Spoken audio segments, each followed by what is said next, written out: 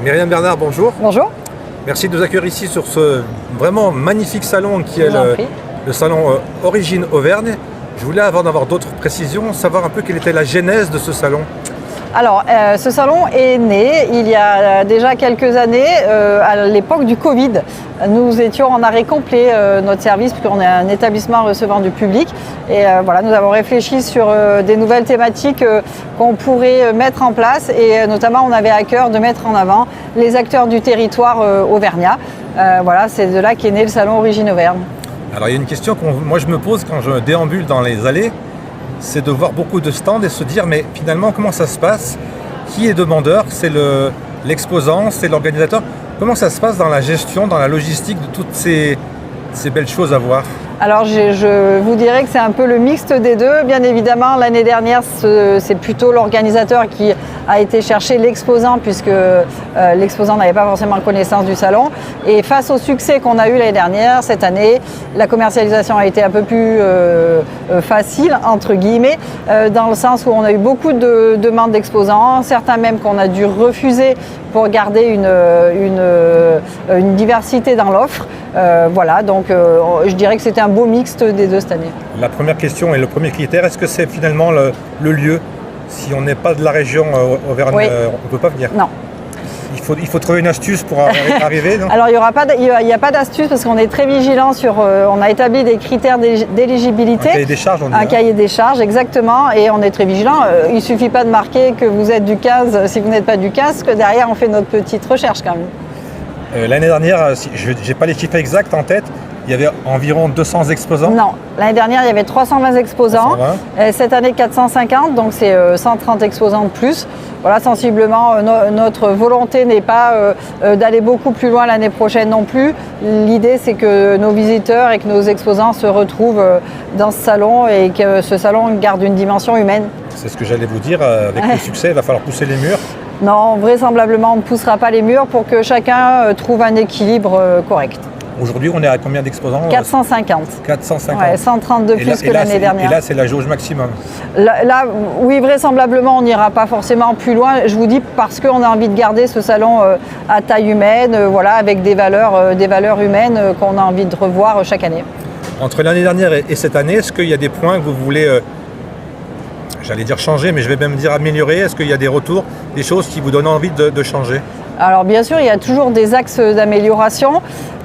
Aujourd'hui, je ne sais pas lesquels. Côté organisation, bien évidemment, qu'on a déjà détecté quelques améliorations à avoir. Après, nous, on est très très vigilants sur les retours, notamment des visiteurs et des exposants, parce que chaque année, derrière, à la fin, on a un questionnaire visiteur, un questionnaire exposant, et donc on prend en compte forcément le maximum des desiderata de chacun, même si on ne peut pas tous le faire, parce que des fois, on a un peu des demandes incongrues.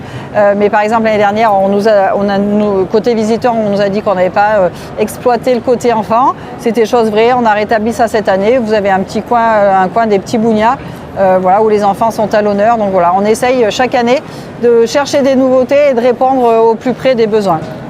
Salon Origine Auvergne, on est à Clermont. Est-ce que Clermont, c'est le point central? Est-ce qu'on pourrait faire ce salon ailleurs qu'à Clermont? Alors bien évidemment, quand on a organisé ce salon, ça a été aussi une des questions qu'on a mises sur la table. Et aujourd'hui, j'ai l'impression qu'on nous le demande de plus en plus. L'idée, on a vu que les Auvergnats étaient fiers d'eux et voulaient consommer auvergnat. Et aujourd'hui, pourquoi pas se dire oui, d'aller promouvoir notre belle Auvergne à Lyon, à Paris ou dans toute autre ville qui pourrait nous accueillir, oui. Une dernière question un peu plus personnelle. Est-ce que vous avez un coup de cœur, quelque chose à nous conseiller, à ne pas rater absolument? Alors écoutez, non, c'est très très difficile parce qu'aujourd'hui, vous avez pu voir si vous avez fait le tour, que ce soit dans les 5 univers, on a vraiment des pépites. Et puis je vous avouerai que j'ai pas eu réellement moi le temps pour l'instant de faire tout le tour du salon et de rencontrer tous les exposants. Donc je pourrais pas vous le dire, je vous dirais allez partout. Si vous avez le temps, vous avez toute une journée, allez-y. Écoutez, le but c'est de déambuler dans les allées. Exactement. Donc on va aller découvrir dans les allées tous les exposants et rencontrer les visiteurs aussi qui, j'imagine, viennent de tous les départements autour de Clermont. Oui, alors on a été très vigilants justement à ouvrir notre plan de communication sur les 4 départements. Donc voilà, on a eu de la communication et de l'affichage, notamment un peu partout sur les 4 départements. Les visiteurs viennent des 4 départements, même si majoritairement, on le verra aussi à la fin du salon, on sait très bien que le lieu d'accueil est le Puy-de-Dôme et qu'il a une zone de chalandise un peu plus conséquente, et donc une majorité des Puy-de-Dômois sont là. Mais voilà, on a aussi du 03, du 15 et du 43. Merci beaucoup pour cette invitation. Je vous en prie, merci à vous. Pour toutes ces découvertes. Et j'ai envie, pour conclure, de vous dire à l'année prochaine. À l'année prochaine, avec plaisir, j'espère. Alors bonjour. Bonjour. Vous êtes présente ici au salon Origine Auvergne. En quelques mots, est-ce que vous pouvez nous définir la Haute-Loire ? Alors là, donc, on est sur le salon Origine Auvergne avec Haute-Loire Attractivité. Et si j'ai quelques mots pour définir la Haute-Loire, déjà c'est la pleine nature, le ressourcement, du patrimoine. On a quand même 6 plus beaux villages de France en Haute-Loire. Donc voilà, un patrimoine naturel et culturel à découvrir. J'ai envie de vous dire, avec la plaisanterie, il n'y a pas que les lentilles au Puy. Ah non, il n'y a pas que les lentilles, on a de la super charcuterie puisqu'on a des super salaisons, le fromage aux artisous. Hein, si vous faites le marché du Puy, vous devez connaître. Et puis surtout aussi, on a beaucoup aussi de tout ce qui est aussi savoir-faire. Ou bien sûr savoir-faire. La dentelle, mais pas que la verveine. Pas que la dentelle, la verveine. Et puis on a aussi des prestataires maintenant aussi qui se lancent aussi dans la brasserie aussi. Donc bien sûr la liqueur de verveine. Il y a également des musées en Haute-Loire. Alors on a le musée Crozatier. On a aussi plusieurs musées autour de la dentelle. Donc ici sur le salon Origine Auvergne, on a l'hôtel de la dentelle à Brioude qui est présent aussi. Il y a le musée Quand aussi à Retenac. les gens sur le salon viennent vous voir, vous leur vendez quoi ? Vous leur vendez du rêve ? Parce qu'on parle peu finalement de ce département et on ne se rend pas compte quand on n'y est pas encore allé que c'est vraiment une belle région à découvrir. Bah déjà, on est une région qu'il faut savoir, on est sur l'Auvergne et la Haute-Loire quand même compte 300 volcans aux formes variées, des formes inattendues. Le Rocher Saint-Michel est un volcan, le cratère, le lac du Boucher Saint-Nicolas est un volcan. Et toute la chaîne des Sucs du Mégale, du coup c'est un patrimoine fabuleux qu'on a. Et c'est vrai que autant le Puy-de-Dôme est connu pour ses volcans, mais la Haute-Loire a encore un territoire complètement insoupçonné à découvrir au niveau des volcans. Il y a un seul lieu à ne pas manquer dans la Haute-Loire, c'est lequel ? Ah là là, mais moi j'en aurais plein de lieux à vous dire, je dirais pas un, mais il y en a plein, il y a plein de pépites. Entre la Loire qui coule, entre le Mont-Gerbier-des-Joncs et tout le GR3 là qui le suit, les gorges de l'Allier sont fabuleuses aussi. Moi j'arriverai pas à vous dire un seul lieu, il y en a 100 000. Le plus simple finalement c'est de venir découvrir le département. Voilà, le plus simple c'est venez découvrir. Dernière question subsidiaire, est-ce que c'est facile à se loger justement quand on n'est pas de la région ? Oui, il y a une super belle offre en termes locatifs. On a Gîtes de France qui était le premier réseau d'hébergement à s'installer en Haute-Loire. Et déjà il y a une offre extraordinaire, plus tous les meublés, que les vacances. Il y a une offre, je ne pourrais pas vous dire le nombre d'hébergements, je ne l'ai pas en tête, mais il y a vraiment une offre d'hébergement très qualitative en tout cas. Eh bien rendez-vous en Haute-Loire alors. Eh bien rendez-vous en Haute-Loire. Oui. Merci beaucoup. Merci à vous. Escape Game Inquisition. Inquisition. Qu'est-ce que vous proposez alors ? Alors nous, c'est la forteresse troglodyte de Jonas. On est à côté de la station de ski de Super-Besse et la ville médiévale de Besse, à un quart d'heure. On a une forteresse qui a été entièrement creusée dans un volcan. La forteresse fait 100 mètres de long, 80 mètres de haut, il y a 63 cavités à l'intérieur, une chapelle, une boulangerie, un château, un véritable village à l'intérieur. On a un spectacle de 1h30 où on va vous accueillir, moi et ma famille, pour vous faire visiter les grottes. Et on a aussi 2 escape games, un qui s'appelle Inquisition et l'autre qui s'appelle la Taverne du Combo Safa. On est obligé de venir en costume ou alors vous nous le fournissez? Non, on ne fournit rien, vous venez comme vous êtes, comme dit la célèbre marque. Par contre, nous, on n'accepte ni les sorciers, ni les nécromantes, et l'on brûle. Voilà. Et le but du jeu, c'est quoi finalement? Alors, la taverne, la dame du château a été empoisonnée. Il va falloir trouver l'antidote. Et dans Inquisition, il y a une épée diabolique qui a été cachée dans les grottes de Jonas, et il va falloir mettre la main dessus avant qu'une secte s'en empare et prenne le pouvoir dans le royaume de France. Pour avoir plus d'informations, vous avez un site internet? Oui, vous pouvez nous contacter sur contact-jonastroglo.fr. Et sinon, vous avez notre site, un site de Jonas, un site troglodytique de Jonas, voilà, que vous allez trouver sur internet. Et c'est quelque chose qui est dans la saisonnalité ou quelque chose qui se passe toute l'année? On est ouvert toute l'année, des vacances de Pâques jusqu'au 11 novembre, et ensuite les vacances de Toussaint et les vacances de Noël. Très bien, allez, on va les jouer alors. Quand vous voulez, on vous attend les Stéphanois. Donc c'est le musée archéologique de la bataille de Gergovie qui se trouve sur le plateau de Gergovie à 20 minutes de Clermont-Ferrand, qui présente l'histoire de la bataille de Gergovie entre Vercingétorix et César pendant la guerre des Gaules, et qui présente également le quotidien des Arvernes, qui étaient les Gaulois qui habitaient sur l'Auvergne actuelle pendant la période gauloise et pendant l'Antiquité.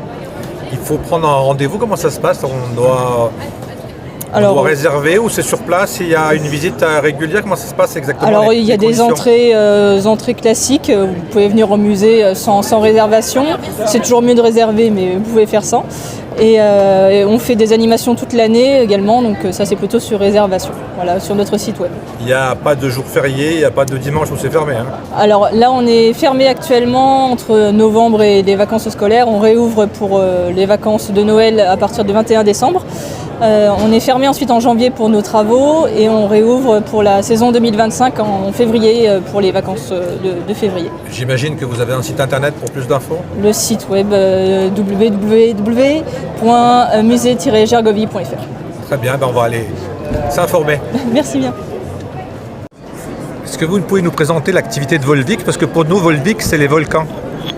Volvic, c'est un village, mais c'est aussi là où on a l'eau minérale naturelle Volvic, qu'on prélève à ces eaux souterraines, et vous connaissez bien l'eau embouteillée, et également les boissons aromatisées. Donc là, sur ce stand aujourd'hui, on présente nos produits, donc toute la gamme infusion, la gamme bio, la gamme zeste, la gamme juicy, donc les gens peuvent déguster. Et on offre aussi des petits goodies, des petits cadeaux. On fait un jeu là que vous voyez sur ma gauche, une petite roue de la fortune, on peut gagner des cadeaux. Voilà, donc l'idée c'est de proposer un peu de dégustation sur le stand.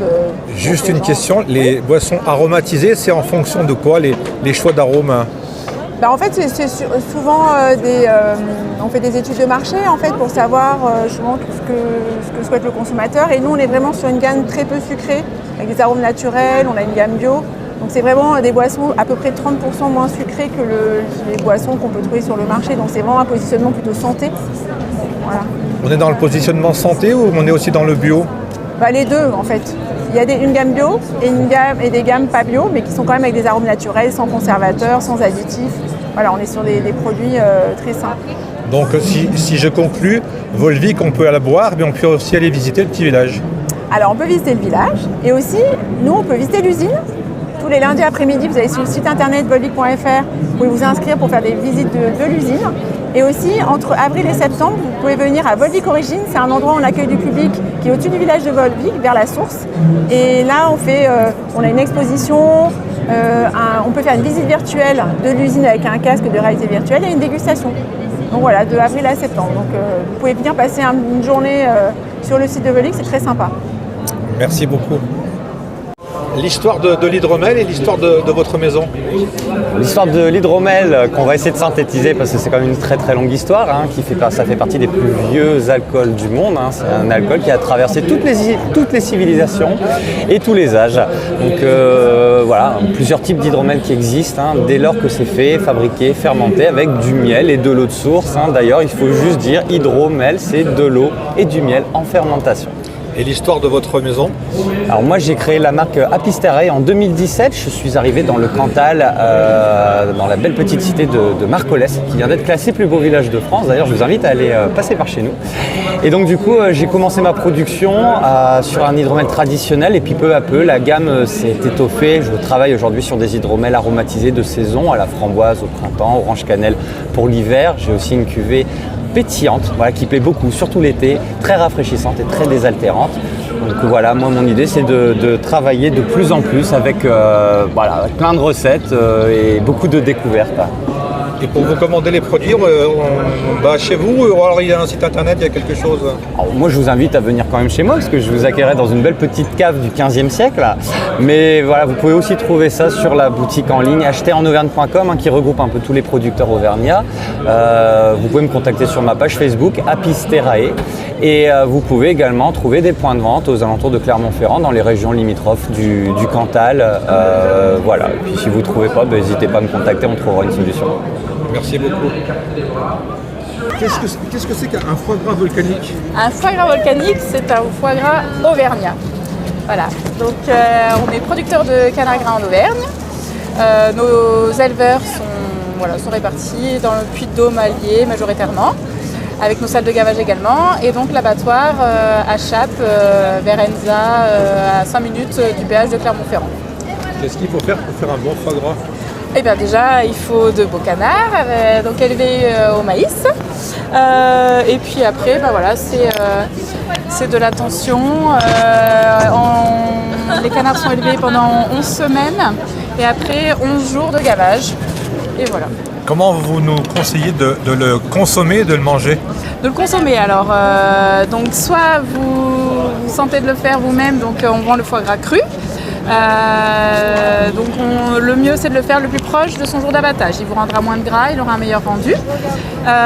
Une semaine avant de le consommer, qui mature un petit peu.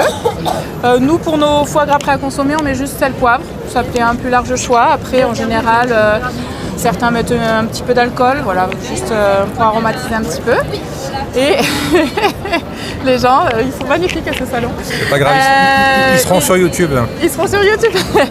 Et du coup, voilà, donc pour faire votre foie gras donc en terrine vous-même, bien le faire une bonne semaine, voire même 15 jours avant de le manger. Il mature un petit peu. Je vais vous poser une question bête, mais le foie gras, on en mange qu'à Noël ou on en mange toute l'année? On en mange toute l'année. Toute l'année. On en mange toute l'année, il n'y a pas de raison. On peut se faire plaisir tout le temps. Le canard se lève à l'année, pas comme les oies où c'est saisonnier.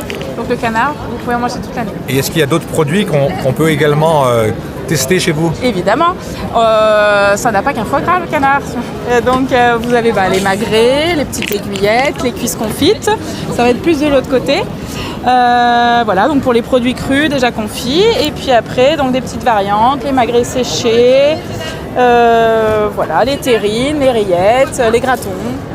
Merci beaucoup. Alors on va aller se mettre à table. Avec plaisir, bon appétit. Bonjour Zoé, est-ce que vous pouvez nous présenter le ZAP 63, si c'est bien le bon nom de votre magazine? Oui, donc c'est le ZAP Magazine, c'est un magazine qui existe depuis une vingtaine d'années maintenant, qui parle essentiellement du coup de l'actualité de Clermont et alentour, avec ça parle de culture, d'un peu tout. Ça sort chaque mois. Depuis 2 ans maintenant, ça fait partie du groupe Centre France avec La Montagne par exemple. Et ça se développe un petit peu avec différentes choses, et notamment le guide des bonnes adresses, où va y avoir dedans des adresses de restaurants, de bars, et c'est disponible, on le trouve dans les magasins, dans les rues, dans les 700 points de vente. Ça peut être des restaurants, des commerces, sur le bassin clermontois, Issoire, Vichy, etc. Et la couverture du magazine, c'est toute la région autour de Clermont? Oui, c'est surtout à Clermont et alentour, et après ça se développe. Voilà. Alors nous, c'est le magazine Auvergnat, c'est un trimestriel régional où on parle de la région, que de la région, c'est fait en Auvergne. On parle de sujets outdoor, de gastronomie, des petits producteurs, des savoir-faire et de culture. Voilà. C'est diffusé à quel endroit? C'est diffusé dans tous les kiosques et maisons de la presse de la région, tous les 3 mois. Voilà. Et là, le prochain, ça sera à janvier 2025. Et l'idée, elle est née comment, l'idée? Pardon? L'idée, elle est née comment? L'idée est née de 2 copains auvergnats qui ont décidé de revaloriser leur territoire Et ils en avaient marre qu'on parle de l'Auvergne avec les bérets et les sabots, donc ils ont dit on va montrer l'Auvergne autrement. Et cette écriture, elle vient d'où d'Auvergnat? Auvergnat, c'est de l'occitan, ça veut dire Auvergne en occitan, le NH. Nous sommes juste à côté, ou même devant le camion de la région Auvergne-Rhône-Alpes. Et nous avons le plaisir d'avoir une hôtesse qui va nous présenter un peu le concept de ce camion qu'on voit souvent dans les salons régionaux. Le concept, c'est simplement une initiative de la région Auvergne-Rhône-Alpes pour mettre en avant ses producteurs et ses agriculteurs. Et du coup, elle a créé ce qu'on appelle Ma Région, ses terroirs. On retrouve juste là le petit logo. C'est en fait un gage de qualité où on met en avant des produits qui viennent de la région. Sur les produits bruts, on a 100% de la région et sur les produits transformés, on a 80% minimum. L'objectif, c'est de leur donner un peu de visibilité parce qu'ils sont souvent méconnus et pourtant ils sont vraiment super bons. Donc on a plus de 500 agriculteurs, plus de 4500 produits. On ne peut pas tous les faire goûter là pour le coup, mais on en fait découvrir quelques-uns. Est-ce qu'il y a des départements qui sont mieux représentés que d'autres au niveau gastronomique? On essaye de représenter un maximum de territoires en fonction des agriculteurs qui veulent bien travailler avec nous. L'objectif, c'est vraiment d'avoir un panel hyper large de la région pour avoir un petit peu des saveurs de partout. Alors nous, on vient de la Loire. Ouais. Quels sont les produits que vous mettez en avant pour la Loire? Les produits qu'on met en avant pour la Loire. Il me semble qu'on avait du saucisson sec tout à l'heure qui nous vient de la Loire. On a aussi un petit peu de fromage, mais c'est... voilà, est-ce qu'on a d'autres choses Donc je disais, ouais, sinon la Haute-Loire à côté, vous avez tout ce qui est fromage et viande évidemment en Haute-Loire. Mais effectivement, on a tout un panel assez riche dans toute l'Auvergne-Rhône-Alpes. Tout simplement avec ce petit logo, Ma Région, c'est terroir. Très bien, mais il n'y a plus qu'à goûter alors. Exact. Exactement. Je suis producteur de tous mes produits. Donc en général, c'est le foie gras qui fait la différence, mais je travaille tout le canard. Rillettes, confit, qu'est-ce que je fais d'autre? Terrine de canard aux noisettes, mais pas que, je fais aussi le punti auvergnat. Parlez-moi du punti un peu, c'est un nom qui m'évoque des souvenirs. Oui, c'est un produit qui est du sud du Massif central, un Cantal, Lozère, et sans cuisinier, sans recette. Donc j'ai aucune prétention sur le produit, sauf que je le fais avec des produits grande qualité, c'est-à-dire le cochon fermier d'Auvergne, label rouge, ensuite les pruneaux d'Agen. Je travaille avec de la farine de châtaigne, pourquoi ? Parce qu'il y a de plus en plus de personnes qui sont allergiques au gluten, donc je mets de la farine de châtaigne dedans. Bon, les pruneaux, j'en ai parlé. Il y a des épinards frais ou des blettes, ça dépend de la période, des œufs fermiers et du lait d'Auvergne aussi, fermier d'Auvergne. Ça a l'air très riche comme produit. Ouais, c'est un produit riche, mais le truc, c'est que c'est un produit, vous pouvez manger ça le soir, vous avez le fruit, vous avez la viande, les légumes, vous mangez ça avec une salade et un yaourt derrière, c'est fini. Moi, je pensais qu'on pouvait le manger poêlé, mais on peut le manger aussi froid. Vous pouvez le manger comme il est là, c'est-à-dire froid, mais je sais que dans le sud du Cantal, ils le mangent, ils le coupent et ils le font poêler. C'est très bon aussi. C'est le souvenir que j'ai. Voilà, mais moi j'ai une recette où il y a de la gelée. Quand c'est cuit en bocaux comme ça fait de la gelée. Si vous le faites poêler, vous n'avez plus la gelée. Et c'est des bocaux qu'on peut garder combien de temps? 2 ans. 2 ans. 2 ans de DLC. Et le mot punti, vous avez la définition? Non. Ou alors, non. Vous avez non, c'est un plat du pauvre. Hein. C'est le plat du pauvre. Tout à fait, généralement, les meilleurs plats dans le monde entier, je crois, c'est tous les restes qu'on a mélangés. Exactement. C'est exactement ça. Très bien, bon, on va se mettre à table. Eh bien, allez. Bon appétit. Merci. Voici un voyage au cœur du Cantal avec les éditions Perle Éditions. Est-ce que vous pouvez nous présenter les éditions Perle tout d'abord? Alors Perle Éditions, c'est une boîte d'édition récente qui a 1 an et demi à peu près, qui se situe à Ozon. Et donc le premier livre qui a été sorti par Perle Éditions, c'est une bande dessinée qui s'appelle Voyage au cœur du Cantal. Donc, j'ai écrit le scénario avec Daniel Brugès, que les Cantaliens connaissent bien. Et Yann, ici présent, a fait les dessins. Donc l'idée, ce sont des jeunes qui arrivent dans le Cantal, qui déménagent dans le Cantal, qui sont désespérés en disant « Oh là là, on va s'ennuyer dans le Cantal, c'est terrible ». Et ils vont rencontrer Pierrot, qui va les mener sur les sentiers du Cantal et la belle Zélie. Déjà, quand Charlie voit la belle Zélie, il aime déjà un peu plus l'idée de vivre ici. Et en voyant toute l'histoire du département, eh bien, ils n'auront plus jamais envie de partir du Cantal. Vous éditez que des bandes dessinées ou il y a d'autres choses? Il y a d'autres choses. Alors, on a Johnny Hallyday en bande dessinée. La petite dernière, c'est le diabète de ma vie en bande dessinée. Donc une bande dessinée très ludique, pleine d'humour, qui explique ce que c'est que le diabète et vivre avec le diabète. Et on a des ouvrages également, donc qui sont écrits par Fabien Lecoeuvre et qui présentent les anecdotes autour des histoires des chansons de Johnny Hallyday, Sardou et Claude François. Et les huiles essentielles par Bérénice Cosson. Donc c'est les huiles essentielles les plus importantes à son avis, avec les bienfaits qu'on peut y trouver. Très bien, je vous remercie. Merci à vous. Je vous propose ma production bio, locale, et puis une nouvelle tendance qui se dessine. Donc en fait, ce sont les hydrolats, bien sûr, que tout le monde connaît pour leur vertu thérapeutique. On est entre la tisane et l'huile essentielle. Donc là, on va travailler avec cet alambic qui est là. Je vais mettre les plantes dans la colonne. 1 kg de plantes, 1 litre d'hydrolat. Ça, c'est un hydrolat de qualité. Donc quand vous achetez un hydrolat, vous devez avoir 0 conservateur, qui se conservent eux-mêmes du fait des principes actifs extraits de la plante. Et puis actuellement, c'est une tendance qui se dessine pour les mariages, pour les fêtes, et pour les personnes également qui ne boivent pas d'alcool ou qui veulent se faire plaisir au quotidien dans leur gourde pour avoir une eau qui a une saveur et qui n'a pas de sucre et en plus qui a des propriétés. C'est le bar à hydrolat. Donc dans ce bar à hydrolat, vous allez avoir des hydrolats comme le thym, comme l'ortie, l'origan, la menthe poivrée, et puis d'autres un petit peu moins connus qu'on n'aurait pas l'habitude de boire, mais qui sont pourtant délicieux, très apaisants, comme la lavande, et également la rose, que bien sûr on utilise en cosmétique, mais qui est également un équilibrant émotionnel. De toute façon, la rose de tout temps nous ramène au cœur, et elle est utilisée depuis l'Antiquité. On a juste oublié l'usage des plantes un petit peu sous nos tropiques, mais on y revient, c'est ça la bonne nouvelle. Voilà. La définition de hydrolat, c'est quoi exactement? Alors l'hydrolat, c'est une plante qui est distillée dans un alambic. Donc là, les plantes sont mises dans la colonne de l'alambic. Il va y avoir la vapeur qui va passer à travers les plantes, qui va extraire les molécules de la plante. La vapeur est refroidie et vous récoltez l'hydrolat. Si c'est une plante aromatique, en surface, vous allez récolter les huiles essentielles. Et moi, je ne fais pas d'huile essentielle parce qu'il en faut énormément de plantes pour faire des huiles essentielles. En plus, ça peut être dangereux à l'utilisation.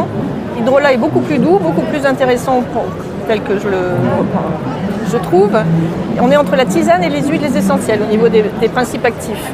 Donc on peut l'utiliser au quotidien dans sa gourde d'eau. On peut avoir un bar à hydrolat pour les amis qui ne boivent pas de l'alcool, plutôt que de leur servir des fois un mauvais jus de fruits ou un truc comme ça. Et puis ça peut être un petit doudou le soir si on a envie de bien dormir. Plutôt que de se faire une tisane qui va nous faire pipi, on se prend juste un petit peu de mélisse. On peut mettre de l'eau chaude dedans, de l'eau froide et c'est étonnant. Donc voilà. On mélange plaisir et santé.